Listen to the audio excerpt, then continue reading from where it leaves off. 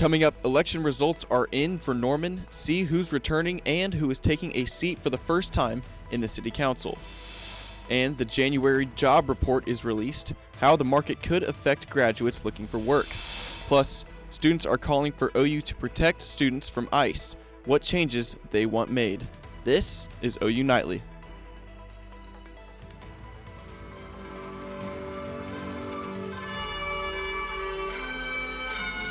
Thanks for watching OU Nightly. I'm Michael Thompson. And I'm Abby Hollinsworth. Election day in Norman is over and the results are in. OU Nightly's Andrew Paredes joins us live in the newsroom with the results. Andrew? Abby and Michael, Norman voters turned out Tuesday for a full slate of city council races, with a couple candidates delivering big results. A busy day in Norman as voters cast their votes for their next city council members. 6 city council seats were up for grabs in 6 different wards, and according to unofficial election results from the Cleveland County Election Board, just under 8,000 Norman residents voted. In Ward 8, Scott Dixon won re-election uncontested, while in Wards 2 and 3, J.C. Deck and Robert Bruce won their races with comfortable margins. Ward 4, which covers OU, returned incumbent Helen Grant to office with 60% of the vote. But the big story of Election Day coming out of Wards 6 and 5. In Ward 6, Kyle Steele defeating incumbent councilmember Joshua Hinkle by double digits, 64% to Hinkle's 35%. According to his campaign website, Steele is an IT contractor and has lived in Norman for over 20 years. And in Ward 5, voters will head back to the polls after a 3-way race between Trey Kirby, Diana Hutzel, and Shista Fenwick did not produce a winner with a clear majority, triggering a runoff election. Now, runoff elections are triggered when no candidate earns more than 50% of the total vote. So, because Trey Kirby and Diana Hutzel were the 2 candidates with the most votes, they will face off again on April 7th. OU Nightly will be following that election. In the newsroom, Andrew Paredes, OU Nightly. Andrew, thank you. Wards 2, 4, 6, and 8 will serve for 2 years total, while Wards 3 and 5 will serve until July 2027. The new council members will take office in July. And we are joined by Jack Hancock, OU Nightly's City Council reporter in the studio. Jack, what are your takeaways from the election? Well, Abby and Michael, it was a huge night in Norman with lots of key races happening all around the city. We'll focus on Ward 6. As Andrew previously mentioned, Joshua Hinkle was defeated by Kyle Steele. This is huge because Hinkle was one of the only remaining city council members who voted for that controversial Rock Creek Entertainment District. That's all from City Council as well as Ward 5. Andrew mentioned that runoff. Should be curious to see what happens there. Thanks, Jack. And I'm so happy that we're seeing those spring temperatures finally. I did not like the cold last week. I know, well, what's spring without rain? We haven't seen much of that lately, but let's head out to the South Oval where OU Nightly meteorologist Sky Schreck is with more. Sky? Yeah, it's pretty sunny out here on the South Oval right now, but over the next few days, that could change pretty dramatically. We're going to have a good chance of rain from Friday afternoon straight through Saturday that could bring some much-needed drought relief here in Norman. If you've got a class past about Friday afternoon, you're going to want to bring an umbrella out to campus because it could be quite rainy. Rachel Mosshammer will have more on these rain chances later in the show. Abby, Michael? Thank you, Sky. And with graduation season quickly approaching, students may be worried about whether jobs will be available for them. OU Nightly reporter Bryn Mead is live at the OU Student Union with this year's job report. Yes, Abby, Forbes, Yahoo Finance, and even the Wall Street Journal have all come out and said that 2026 is to be one of the toughest job markets for OU grads yet. OU Nightly took a look at this and what this means for students specifically going into tougher fields like computer science. 'Tis the season for OU's class of 2026 to begin sending countless resumes across the country, hoping to finally hear one word. Yes. OU student JC Haskell says she's still waiting. I have now applied for 22. And how many interviews have you heard back? 1. Websites like LinkedIn have seen over 1 billion registered members globally, making competition for entry-level jobs steeper than ever. And with companies leaning more into artificial intelligence, some positions are disappearing altogether. OU expert Palab Ghosh tells students that AI is a big contributor to the amount of layoffs we've seen nationally. saying that now more than ever, higher skilled jobs are able to be done by AI. He warns students in particular with a computer science degree that they will be the most at risk. Computer science student Jace Scott says he is not panicking. I think not. I think I may be one of the people helping work on that artificial intelligence. Forbes says last year that only 30% of college grads found entry-level jobs. And with nearly 4,700 students expecting to graduate this year, competition could intensify. OU economics experts say the best way to get a yes from a recruiter is to set yourself apart and network early. That's right. And while it is a competitive market, OU reports that 89% of our graduates are either employed, continuing education, or pursuing other positive outcomes. If you need resume help or interview practice, you can contact the OU Career Center right here at the Student Union. Live from the courtyard, Bryn Mead, OU Nightly. Thanks, Bryn. Donald Trump has had his 7th meeting with Israeli Prime Minister Benjamin Netanyahu.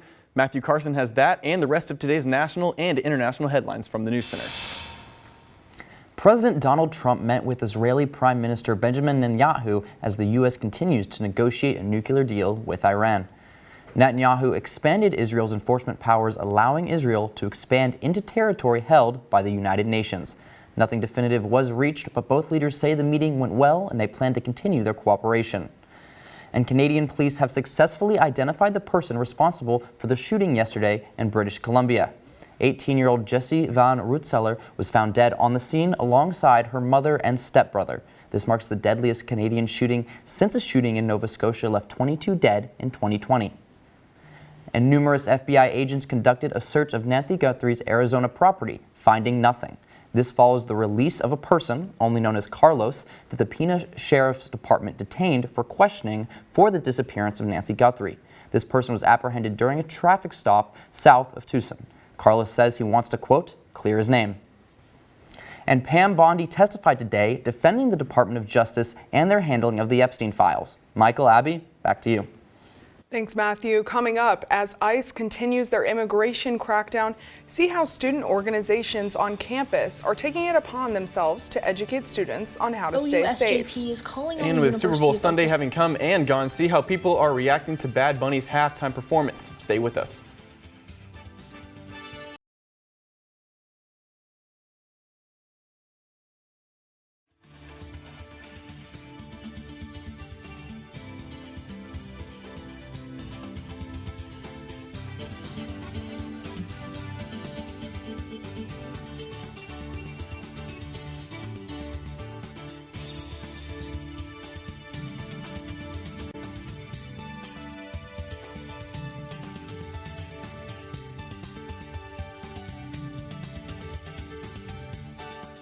For Justice in Palestine hosted an ICE teach-in, showing students ways to stay safe around ICE agents. OU Nightly's Emily LaBeth shares how OU students are taking a stand.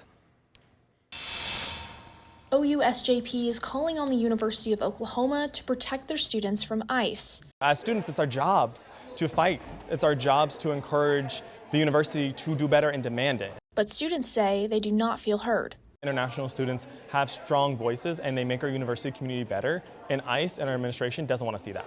So, SJP partnered with OU's Latinos Unidos and OKC's Community Response Network to encourage the safety of OU students when dealing with ICE. OU has not declared themselves a sanctuary university, and so we understand that we as students and faculty will protect ourselves even if the university chooses not to.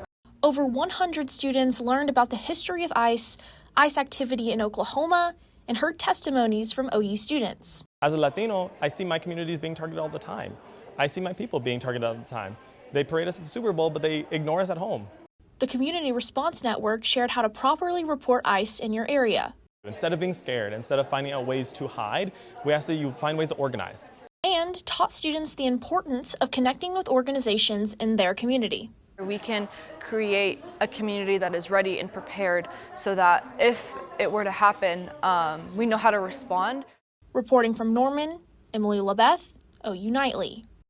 Thank you, Emily. OU SJP says you can connect with their community by joining their GroupMe. The GroupMe link is on their Instagram account shown on your screen. The Super Bowl halftime show took over the country's headlines. Gracie Steinbrink has that and more in today's entertainment headlines. Yeah, Michael, I've heard more talk about the Super Bowl performance than the Super Bowl itself, and it seems like opinions are mixed. We talked to some students here on campus to see what they thought. Take a look. I loved it. I thought it was really cool. I love the set too. And then Lady Gaga was awesome. And I think the message was the most important part, and it was just bringing everyone together.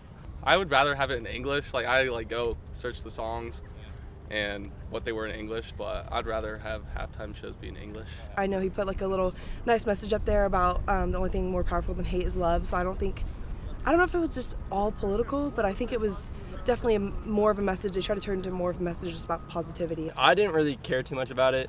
While watching it, it was kind of hard to stay focused on and understand what was going on. But I didn't really have a problem with it being in Spanish. It kind of limited me understanding the music.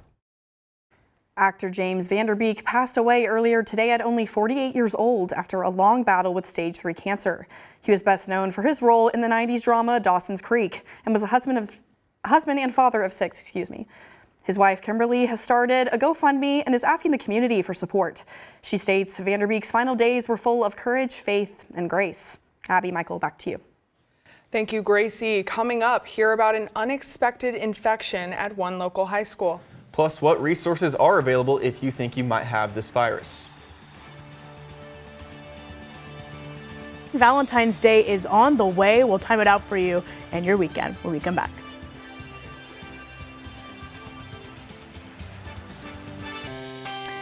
Well, welcome back to OU Nightly. We are so glad to have you here on this Wednesday afternoon. We are taking a look at our Weather Center cam right now, and there is not a lot of green on the screen right now, despite our temperatures feeling like the springtime here in Norman. 61 degrees here in Norman, still feels like 61, so the sun outside is not affecting that temperature at all. But again, with those spring-like temperatures, we're not getting spring-like rain either. Right now, I know this graphic looks a little bit confusing, but we're looking at the percent of normal for rainfall that we have seen here in Oklahoma. So this means that the percentage that we have gotten to our average. So right now in Norman, we have only seen about 49% of the rain that we normally see around this time. Now, places up like Enid, they've seen about 84% of the rain that they are expecting around this time of the year.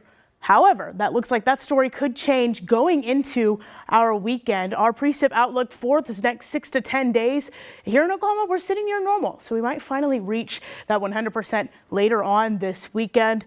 Out western parts of the nation, they are above average, and then just to our south, they are below average. So a lot of people are seeing that drought. Right now, we don't have that drought monitor because it does update tomorrow. But as of this week, we have been in extreme drought levels here in Oklahoma. So hopefully we'll do away with that later on this weekend. But we'll go ahead and time this out nationally for you. Right now, that storm system, it's going to set west over the Rockies. It'll make its way east going into your weekend. Watch this low pressure system right here.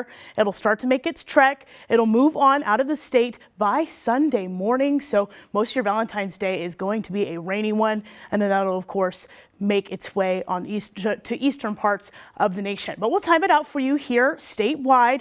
We'll have some cloudy skies on Thursday, and then by Friday morning, just north of the I-44 corridor, we'll start to see some rain showers, and then of course those will start to move off, and then more rain will start to develop by your Friday afternoon, giving us more widespread rain going into your Saturday afternoon as well. There will be heavier pockets of rain closer to the Red River. We could get some rumbles of thunder with that, some severe weather coming through southern parts of the state, but here in Norman, it looks like just a nice rain going into your Valentine's Day. Looking at current temperatures, though, here in Norman, 60 degrees here in Oklahoma City, 61 in Norman, 57 out in Minco.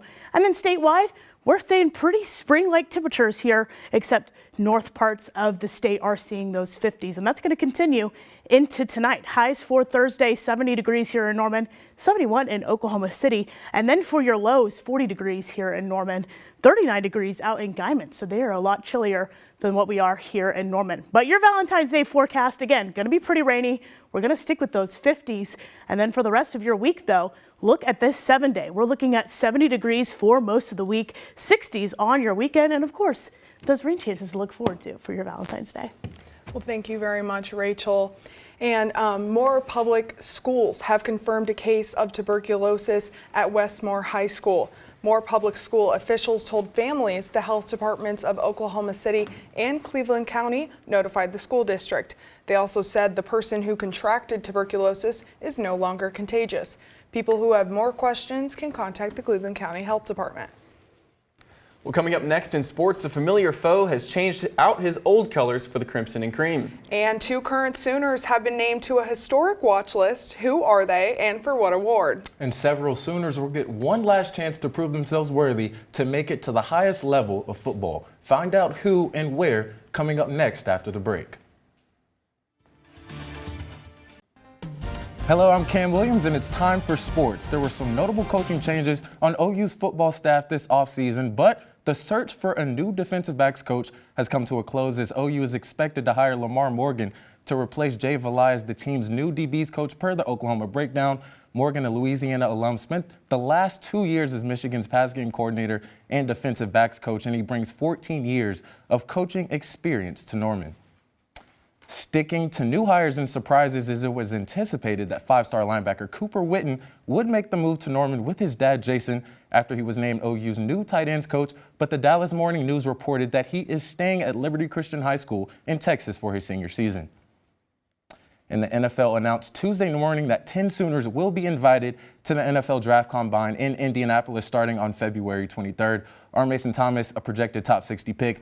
Grayson Halton, who flashed at last month's Senior Bowl, and 4-year safety Robert Spears Jennings headlined the Sooners invited to the Combine, and we will continue to provide updates as the Combine nears. Now, although OU women's hoops lost Monday night to 5th-ranked Vanderbilt, OU's dynamic duo of Reagan Beers and Aaliyah Chavez were 2 of 20 players named to the Wooden Award watch list, which highlights the top players in college basketball. As a freshman, Chavez leads the Sooners in scoring at 18 a game, and Beers averages a team-leading 10 rebounds a game. And head softball coach Petty Gasso continues to deal with an internal situation as the Sooners announced last week that longtime pitching coach Jennifer Rocha will be away from the team for an undetermined period due to a health issue. Gasso gave an update on Rocha's health yesterday. Needed another procedure to continue to, explore her health, and it kind of backed her up another 6 weeks. But whatever comes our way, we're ready for. She wanted Carly because, like I said, she was probably the closest disciple. Switching to pro hoops as the Thunder traveled to the City of Angels and came out victorious. The defending champs avoided a 3-game losing streak for the first time in 2+ years Monday night in their 119-110 win over the Lakers. And tonight at 8, OKC faces a Phoenix Suns squad coming off a back-to-back. Abby, Michael? Thank you, Cam. We're not done talking about sports just yet. Stick around for an update on Team USA in Milan. And see which team destroyed their opponent so bad it was their opponent's worst Olympic performance. Coming up next.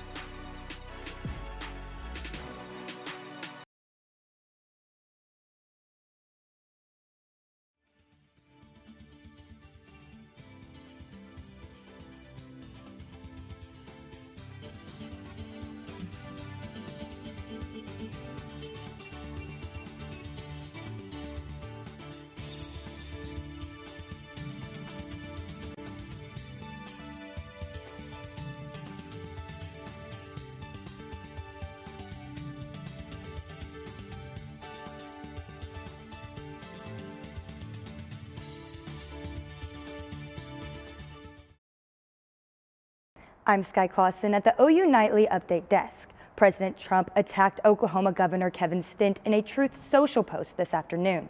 Stitt is chair of National Governors Association, a bipartisan organization of the nation's governors. Trump reportedly planned to only invite Republican governors to a meeting with the group next week. A spokesperson for the governor says he received an invitation to the meeting earlier this week and that he, quote, looks forward to the rest of his colleagues receiving their invitation today. Abby, Michael. Thanks, Sky. Well, it's pretty nice outside right now, but it's not looking that way for Valentine's Day. Is that correct? No, it looks like we're going to see a lot of rain for Valentine's Day, so it's definitely going to be an indoors Valentine's Day. Take a look at this forecast right here, though. We'll see rain throughout the evening, 50s, so upper 50s, so it'll feel a little bit chilly. So if you're going out, definitely pack a jacket or a rain jacket. And then looking at our 7-day forecast, again, we're seeing a lot of those 70s, those 60s across the board for our 7-day, and then the sunshine will start to come back for your Sunday and Monday and continue to spring-like temperatures for the next week. Thank you, Rachel. Of course. And the Winter Olympics are in full swing, and Team USA is collecting hardware and making history. The U.S. women's hockey team thrashed Canada 5-0 on Tuesday, handing Canada their worst loss ever and their only shutout in Olympic history. Other sports like speed skating, women's freestyle skiing, and women's downhill skiing have racked up gold medals. Team USA is sitting in second place with 4 gold medals and 11 total medals. Guys, I wish I could be a winter athlete. I would love to go down that ski jump. What sport would you do if you could? Well, I would do ski jump. Ski jump. I want to fly. Man, if it weren't for getting hurt, I would love to just go right off that thing and it would just be so wonderful. What would you go with? I'm going with snowboarding. They just look so cool. I'm jealous. Yeah. Well, thank you so much for watching OU Nightly. I'm Michael Thompson. And I'm Abby Hollinsworth. Be sure to watch OU Nightly live weekdays at 4:30. Good night.